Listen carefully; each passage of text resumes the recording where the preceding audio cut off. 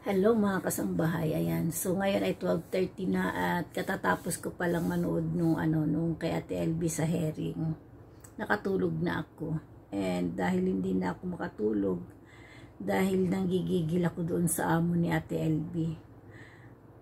Habang pinapanood ko yung sa herring, naiiyak talaga ako kasi naiiyak ako doon kay Ate LB kasi parang alam mo na kasambahay din kasi ako.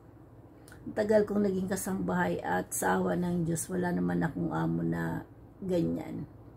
Parang nadurog talaga yung puso ko kasi kay Ate LB. And doon naman sa nagtatanong, hindi si Ate LB galit.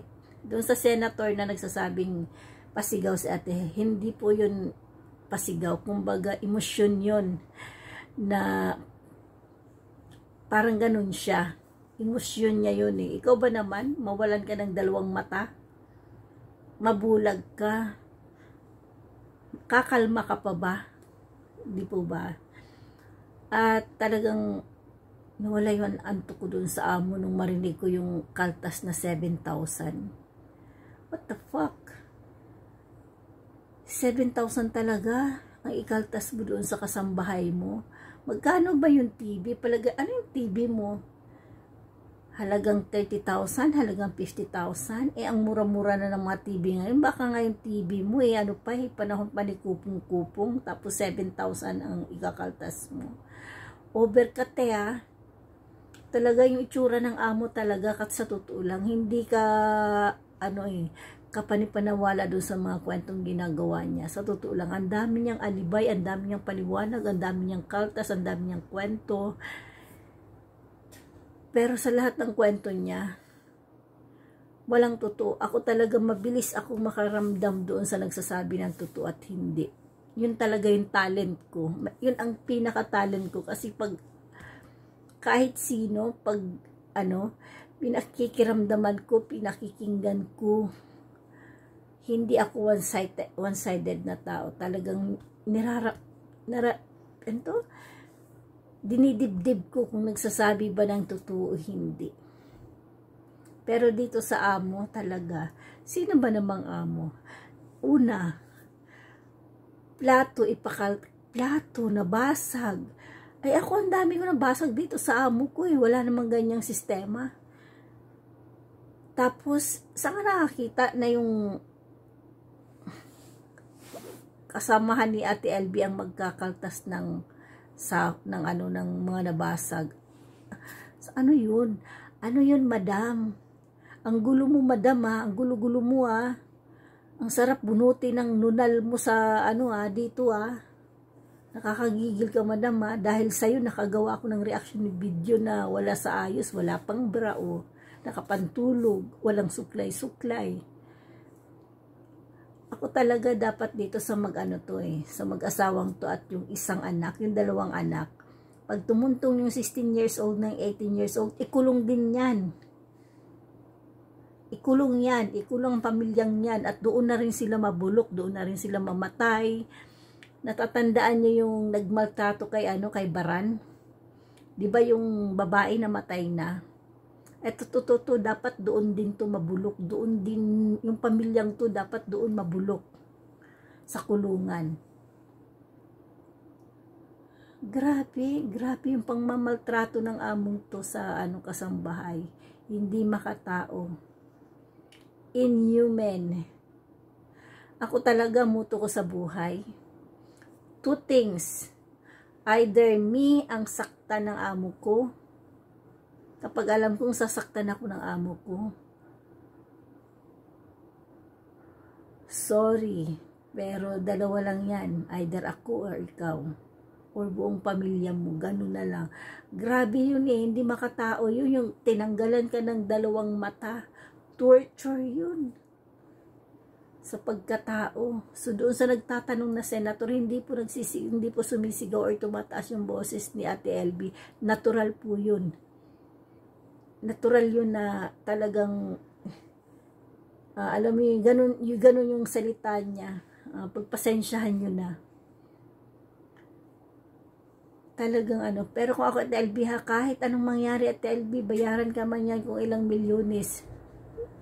wag mong tatanggapin. Hayaan mong buhay mo ang sinira nila. Dapat buhay din nila ang kapalit na masira. Mabulok sila sa kulungan. Gigigil talaga ako. Saan ka nakakita? Alam mo to talaga. Kaya mas maganda pang maganda pang magkaroon ka ng amo na taga ibang bansa or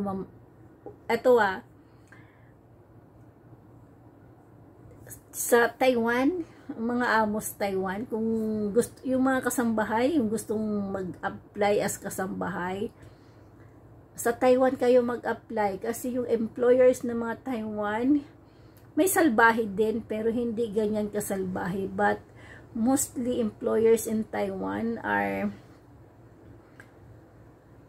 parang 80% na mababait sila kumpara noon. Mas mababait ang mga employers ng Taiwan ngayon ng 80%, mga 70 to 80%. Siguro mga 20% lang yung mga bad employers ng Taiwan.